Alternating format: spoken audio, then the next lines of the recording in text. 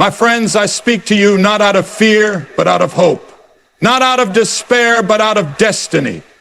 The next 10 years, yes, the very years we are about to walk into, will change Islam forever. And I tell you, be ready.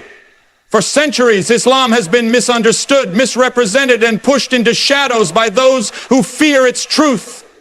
But truth, like the morning sun, cannot be hidden forever. The time is coming when hearts will open, when ears will listen, when eyes, long blinded by hatred and lies, will finally see. And what will they see? Not swords, not oppression, not fear. They will see the mercy of the Prophet, peace be upon him. They will hear the echo of the Quran speaking directly to the soul. They will feel the weight of justice, the light of Tawheed. One God, one humanity, one purpose. Young people in the West, intellectuals, scientists, mothers, artists, they are not just finding Islam, they are feeling Islam. They are returning to fitrah, the natural state of belief. In prisons, on campuses, in coffee shops, in quiet corners of the world, there is a whisper of truth growing louder every day. But here's the warning. You cannot be a spectator. This awakening needs workers, not watchers. Soldiers of light, not sleepers in the dark. The Ummah must rise, not with noise, but with knowledge. Not with protest, but with presence. Not with hate, but with healing. You must know your deen. You must practice it in silence and in speech. You must teach it through your character. When people see you, let them see Islam before you even open your mouth. When they hear you speak, let your words be dipped in wisdom. The next 10 years will test us, but they will also bless us. Technology, media, artificial intelligence, politics. These will either be tools for dua or weapons of distraction. So choose your role. Prepare now. Be rooted in the Quran. Be connected in prayer. Be active in your community. For when the tide of truth rises, you must be the lighthouse. Don't wait for the world to validate your faith. Be the proof of Islam through your patience, your discipline, your mercy. The hour of awakening is near. The hearts are ready. The world is thirsty. Will you be ready to pour the water of truth, or will you stand empty-handed? 10 years. That's all. Be ready. For what is coming is not just history. It's His story. And you, my friend, were born for such a time as this. A great spiritual awakening is coming, and it will sweep through lands, minds, and hearts in a way we've never witnessed before. The next decade holds within it a powerful transformation, not just in the way people perceive Islam, but in the way Islam lives within people. We are not simply approaching a change in religion's visibility, but a complete revival in its spiritual relevance. It will not be about the numbers in mosques or the spread of Islamic vocabulary online. It will be deeper, purer, and more meaningful. A quiet revolution is forming, one that begins not with noise, but with clarity of soul. And those who sense it now will become the frontliners of that change. This awakening is not the result of any human campaign. It is a divine shift written in the unseen and now beginning to unfold before our eyes. Around the world, we are seeing an undeniable thirst for something real, something eternal. People are tired. They are exhausted by artificial pleasures, temporary reliefs, and shallow identities. They are chasing peace, but not finding it in substances, materialism, or ideologies. They are chasing love, but not finding it in fleeting relationships. They are chasing purpose, but not finding it in wealth or fame. This generation is beginning to realize that the heart was made for something higher, something that doesn't change with trends, something that speaks to both reason and soul. That something for many is turning out to be Islam. And Islam is not just a set of rules. It's a divine system of inner peace, balance, and truth. It teaches discipline, yet offers mercy. It invites humility, yet gives you strength. It doesn't just guide your prayers, it guides your decisions, your emotions, your purpose. And as people from different backgrounds begin to study the Quran, not through the lens of propaganda, but with sincerity, they're discovering not a book of war, but a book of wisdom. A book that speaks directly to the wounded heart, the confused mind, the lost soul.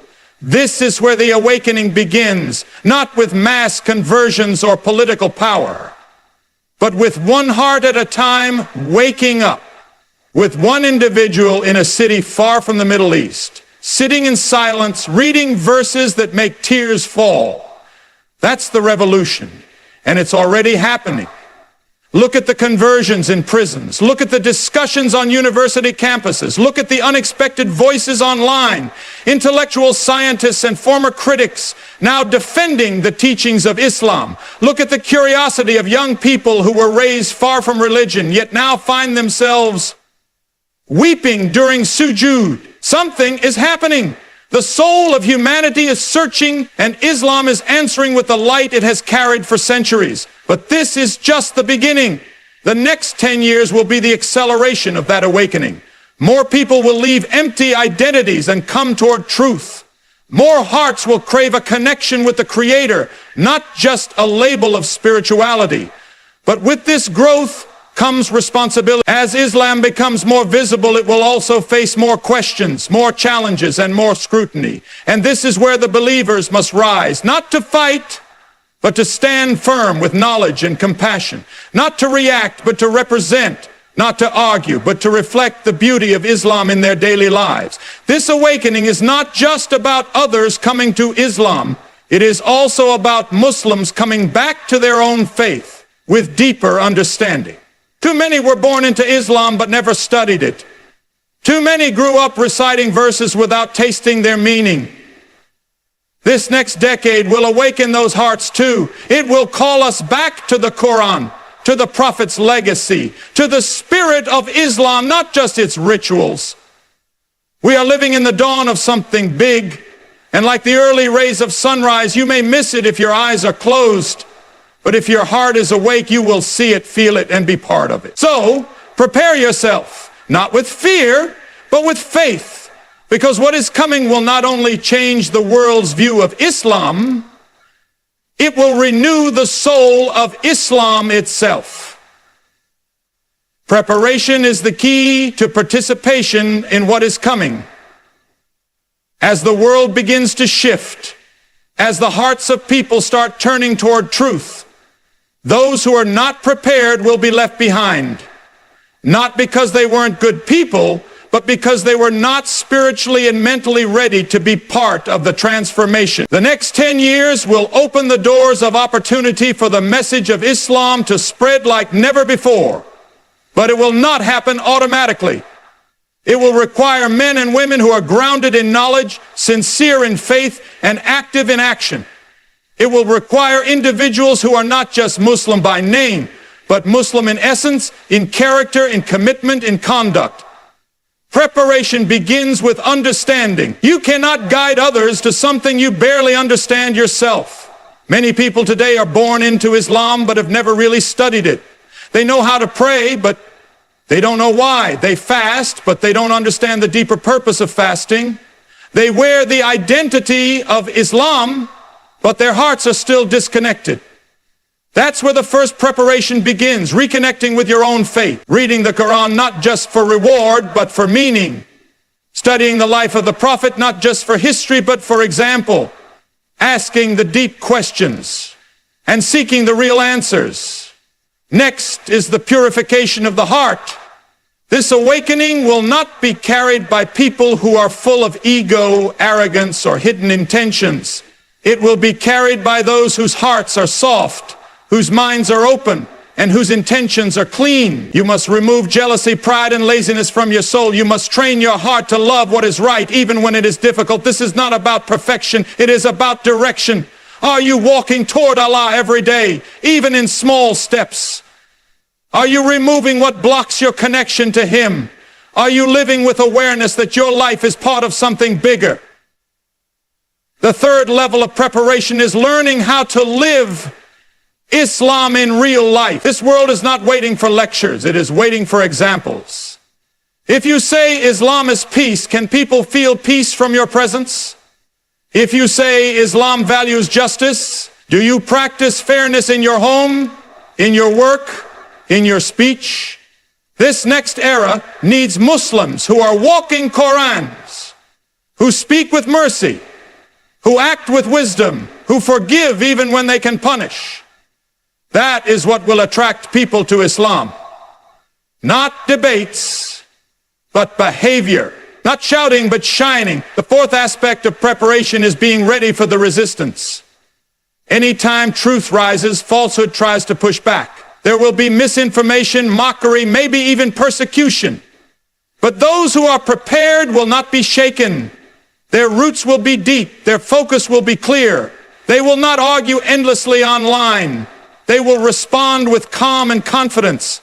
They will not be afraid of being the minority because they know that truth does not depend on numbers. They will not fall for distractions or become obsessed with fame or followers. Their goal will be to please Allah, not impress the world. The final step in preparation is building unity. This awakening is not about one country, one race, or one group. It is about the Ummah, the global body of believers. We must learn to support one another, to pray for one another, to stand together. We must break the chains of tribalism, racism, and division. We must rise as one, strong, sincere, and spiritually awake. Only then can we carry the message with power and purity. So, if you want to be part of the next chapter, don't just wait for it, prepare for it. Study your deen, clean your heart, live your values, stand strong, build unity. For what is coming will be bigger than you can imagine, and only the prepared will be chosen to carry the light. A great spiritual awakening is coming, and it is closer than most people realize. The next 10 years will not just be a time of religious interest. It will be a time of deep spiritual transformation. This shift will be unlike anything we've seen before. It won't be forced or loud, but quiet, natural, and profound. Islam will rise in hearts before it rises in headlines. People across the world will begin to feel a pull, a divine call, not toward culture or tradition, but toward truth. And this call will come at a time when the world is deeply exhausted by the confusion, the chaos, the noise, and the emptiness. It will come when people are searching for something real, something steady, something that speaks to the soul without needing to shout. The human being was created with a fitra, a natural instinct to believe in and submit to one creator. That fitra can be buried, ignored, or suppressed for years, but it never truly dies. It waits. And in times of hardship, in moments of silence, in seasons of loss or questioning, it reawakens. This is what we are beginning to see around the world. People who had never thought about God before are suddenly asking the deepest questions. Why am I here? What happens after death? What is the purpose of life? These are not Islamic questions. They are human questions.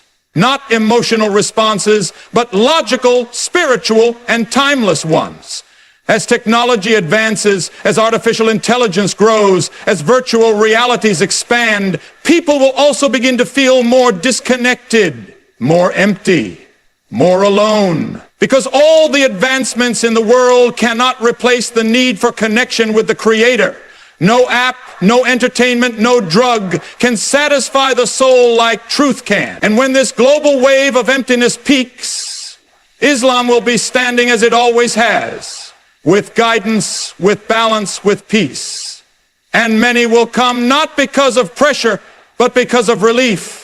They will not be entering something foreign, but returning to something familiar, something their soul recognizes. Islam teaches what every human heart longs for: purpose, boundaries, discipline, justice, mercy, family, accountability, and peace. It is not just a religion, it is a system of life. It guides how to pray, but also how to eat, how to speak, how to forgive, how to lead, and how to die with dignity. And people are beginning to notice that Islam is not the violent image that media once painted.